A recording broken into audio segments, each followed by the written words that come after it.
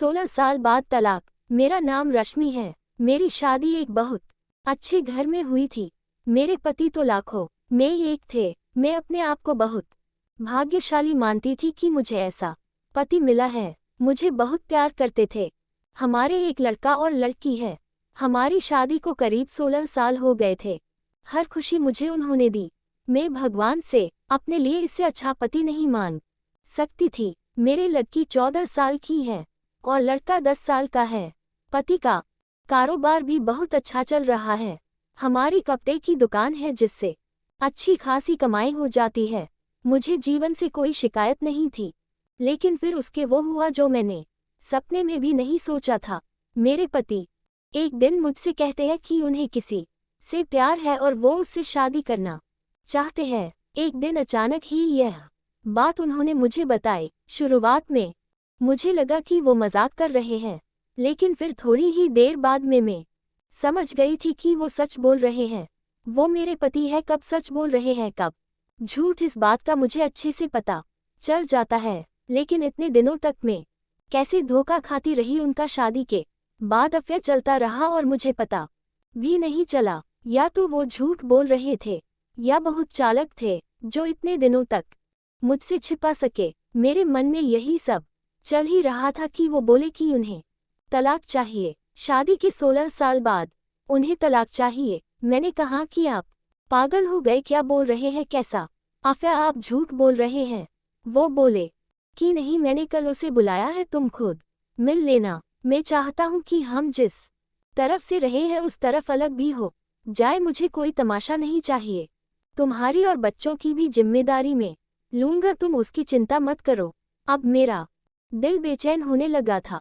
मैं सोच रही थी कि ये सब जो ये बोल रहे हैं झूठ हो, लेकिन मन में शंका और डर आ गया था कि कहीं ये सब सच ना हो। उस रात मुझे अच्छे से नींद नहीं आई। सुबह होते ही मेरी नज़र उन पर थी। फोन पर बात कर रहे थे, पूछ रहे थे कि कब आओगी।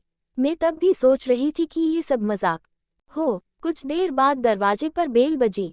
वो दौड़कर दरवाजे पर गए और सच में एक लड़की दरवाजे पर खड़ी थी। वो अंदर आई। उस लड़की को मैंने पहले नहीं देखा था, लेकिन वो सुंदर थी। उसकी उम्र 26 साल की थी। मुझे इस बात का यकीन नहीं हुआ था। मेरे पति ने उसे मुझसे मिलाया, कहा कि ये दिव्या है। मैं अपने काम के सिलसिले में जब बाहर गया था तब मेरी मुलाकात इससे हुई और फिर हमें पता ही नहीं चला कि हम कब एक दूसरे से प्यार करने लगे।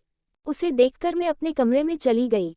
16 साल का विश्वास और प्यार इस तरह से टूटेगा मुझे पता नहीं था। मैं शायद उम्र के साथ उनका मेरे प्रति आकर्षण कम हो गया था। वो कुछ घंटों के बाद कमरे में आए, बोले कि मैं फिर दोहराना देता हूँ कि हम अच्छी तरह से अलग होते हैं। किसी तरह का नाटक में नहीं चाहता। उनके ऐसा कहने पर मैंने कहा कि ये सब आपको नाटक लग रहा है। क्या हो गया है आपको? आप तो ऐसे नहीं थे।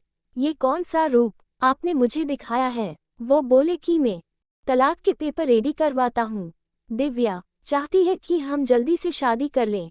मैंने भी उन्हें कहा कि आपको जो करना है करे, मैं आपको तलाक नहीं देने वाली। मैं इसी घर में रहूंगी। मैंने उन्हें अपना फैसला सुना दिया था, पर मुझे पता नहीं था कि वो कुछ इस तरह का करने वाले हैं। अगले दिन से वो रोज दिव्या को घर बुलाने लगे। मेरे बच्चे बड़े थे, अब सारी बातें समझने लगे थे। मुझसे तलाक के लिए वो इस हद तक जा सकते हैं इसका मुझे पता नहीं था। घर में एक 14 साल की लड़की है। उन्हें बिल्कुल भी शर्म नहीं आ रही थी। बच्चों से बात करना भी उन्होंने बंद कर दिया था। बच्चे भी उनके पापा का ये रूप देखकर दुखी थे। एक दिन वो दिव्या के साथ हाल में बैठे थे। हमारी लड़की से उन्होंने पानी मंगवाया। पानी लेकर वो गई और गलती से पानी दिव्या के ऊपर गिर गया। मेरे पति ने उस दिन हद कर दी। वो दिव्या के लिए मेरी लड़की पर हाथ उठाने वाले थे। मैंने उन्हें ये करता देख लिया और वहीं से उन्हें जोर से कहा, यह क्या कर रहे हो? पागल हो गए हो? मैं जानती हूँ तुम ये सब क्यों कर रहे हो तलाक के लिए। ठीक है, अब तुम इस हद तक जा रहे हो तो फिर मैं तुम्हें तलाक दे ही देती हूँ। उसी समय मैंने अपना और बच्चों का सामान बांधा और अपने घर चली गई। एक ही इतना कैसे बदल सकता है जो अपनी पत्नी और बच्चों पर जान झिड़कता था, अब वो उन्हें देखना भी पसंद नहीं कर रहा है। मैं अपने घर थी। उनका फ़ोन मुझे आया कहाँ कि मैं तुम्हारी और बच्चों की जिम्मेदारी अभी भी उठाऊंगा, कुछ भी ज़रूरत हो तुम मुझे फ़ोन कर सकती हो, मैं पैसे भिजवाता रहूँगा। मैंने कहा कि मुझे तुम्हारे पैसे की कोई ज़रूरत नहीं है, इसी के दम पर तुमने उस लड़की को इम्प्रेस किया है। मैं अपने बच्चों को संभाल सकती हूँ। उम्र के इस पड़ाव पर आकर इतनी अच्छी लाइफ जीने के बाद मुझे फिर काम करना पड़ेगा, इसका मुझे अंदाजा नहीं था। जिंदगी कब आपको उठाकर पटक देती है, इसका आप अंदाजा भी नहीं लगा सकते। मुझे भी इतने सालों तक उनके साथ रहने के बाद कपड़े का अच्छा अनुभव हो चुका था, इसलिए मैंने भी अपने घर से कपड़े का काम शुरू करना चाहती थी। मैं उस इंसान के पैसे नहीं लेना चाहती थी। उनका फ़ोन मुझे आता रहता, बोलते कि तुम मुझसे पैसे ले सकती हो, नया काम शुरू करना है तो भी मैं पैसे दे दूंगा। लेकिन मैं नहीं मानी। मैंने कहा कि आप हमारी नहीं, तलाक की चिंता करो।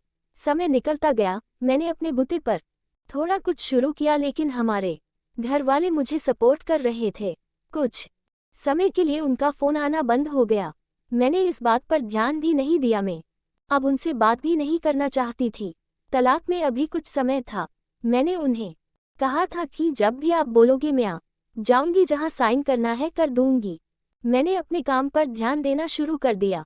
मुझे कुछ माल खरीदने के लिए बाहर जाना था। इतने दिन उनके साथ रहने पर मुझे ये पता था कि क्या खरीदना और कहां से खरीदना है। उनका ये अनुभव मेरे काम आया। मैं उस शहर माल खरीदने के लिए गई। मैं वहां पहुंच कर उस दुकान से माल खरीद ही रही थी कि मुझे वहां दिव्या दिखाई दी। वो वहां किसी की और के साथ थी, हाथ पके हुए। मुझे देख के साफ पता चल गया था कि अब वो इस लड़के के साथ है। मन ही मन मुझे खुशी हुई कि आखिर मेरे पति ने धोखा खाया। उन्होंने इस लड़की के लिए हमें छोड़ा था, जो कि अब किसी और के साथ है। फिर मैंने मन में सोचा कि अब किसी और को मैं धोखा नहीं खाने दूंगी, इसलिए मैंने उनका पीछा किया। वो एक ओपन रेस्टोरेंट में गए। मैं जाकर उन दोनों के सामने बैठ गई। मुझे देखकर उसके होश उड़ गए। वो उठकर जाना चाहती थी, लेकिन मैंने उसका हाथ पकड़ा। मैंने उस लड़की का सच लड़के को बताना शुरू किया। मैंने सोचा था कि मैं उसे सच बताकर उसकी आंखें खोल दूंगी, लेकिन कुछ और ही हुआ। उसने जो मुझे बताया उससे मेरे पैरों तले जमीन निकल गई। मैं वहां से भागते हुए कैसे भी अपने पति के पास जाना चाहती थी। मैं उनके घर गई। वहां नौकर ने मुझे बताया कि वो अभी एक अस्पताल में। अस्पताल उनके घर से ज्यादा दूर नहीं था, बड़ा अस्पताल था। मैं वहां गई। रिसेप्शन पर उनका नाम बताकर मुझे उनके कमरे का नंबर पता चला। मैं कमरे में गई। वहां उनका दोस्त था। उन्होंने आंखें बंद कर रखी। मैंने उनके हाथ पर हाथ रखा तो उन्होंने आंखें खोली। मेरी आंखों से आंसू रुक नहीं रहे थे। मैंने कहा कि क्या जरूरत थी यह सब नाटक करने की, मुझे पहले क्यों नहीं साफ साफ बताया। मेरे पति एक गंभीर बीमारी से जूझ रहे थे। वो हमारी जिंदगी से दूर जाना चाहते थे ताकि उन्हें कुछ हो जाए तो हम ज्यादा दुखी ना हो। उनके इसी दोस्त ने उनके कहने पर उस लड़की के साथ मिलकर यह नाटक करवाया था। मैं अब उनके पास बैठकर घंटों रोती रही। बच्चों को भी मैंने बुला लिया। अब हम उनके साथ ही रहेंगे। अभी उन्हें हमारी और हमारे प्यार को सबसे ज्यादा जरूरत है। मैं भगवान से दुआ कर रही हूँ कि वो हमारे साथ ही रहे, उन्हें कुछ ना हो। मुझे विश्वास है कि ऐसा होगा।